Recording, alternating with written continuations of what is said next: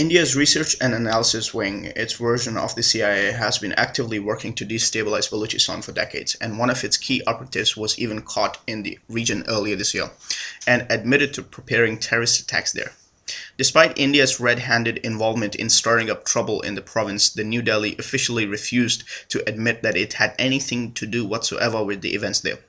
which makes Modi's patently obvious appeal to Pakistani Baloch separatists all the more unexpected and totally contradictory to the country's previous public stance on the issue.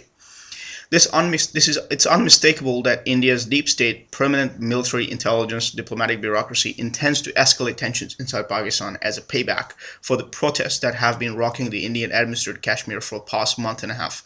and the country's media is all too eager to assist. Having gone overboard in their characteristic jingoism by even comparing Balochistan to Bangladesh, Modi and his subservient favor-carrying media outlets thereby discredited all legitimate grievances that Baloch might have peacefully held against Islamabad.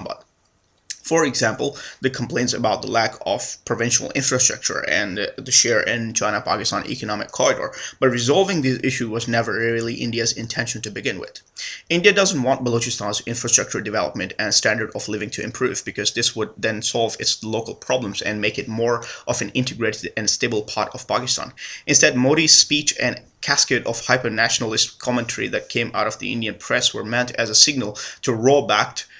groups in Balochistan to begin preparing for the commencement of a hybrid war, hoping that Pakistan will fall into the bait of militantly overreacting and creating a larger, self-perpetuating cycle of violence that would descend into a quagmire with time. From India's perspective, more conflict equals less development, which leads to more anti-Islamabad distrust that ultimately turns into a sequence of serious problems for the viability of CPEC. This Chinese-led project is India's #1 target, and New Delhi is totally against it for two reasons. Firstly, CPEC goes through the Gilgit-Baltistan region, which Indian nationalists such as Modi claim as their country's own, despite it being internationally recognized as an integral part of Pakistan and peacefully administered by it for nearly 7 decades already. And secondly, because a non-Indian controlled Chinese route to the Indian Ocean would compete with New Delhi's hegemonic plans to make the entire Indian Ocean rimland as its undisputed sphere of influence. In pursuit of the RSS BJP Hindu nationalist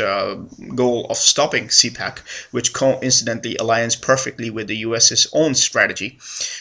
India is going for the kill and wants to dissolve Pakistan's territorial integrity suspiciously along the exact same lines as Rolf Peters' 2006 Blood Wars geopolitical blueprint.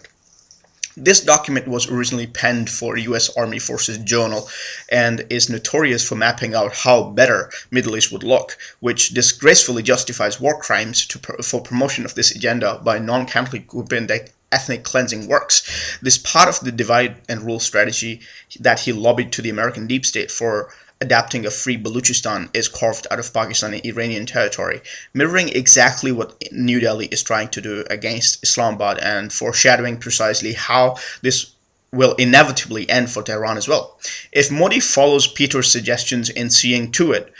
Pakistan's northwest frontier tribes would be reunited with their Afghan brethren, something which he also appears to be working towards in having included the people of Gilgit in the same provocation lines that he did Baloch during the Independence Day speech. Then this means that the Indian leader is aiming for nothing less than the full-scale existential dissolution of Pakistan as the ultimate asymmetrical weapon for destroying his hated enemy once and for all and putting a complete stop to the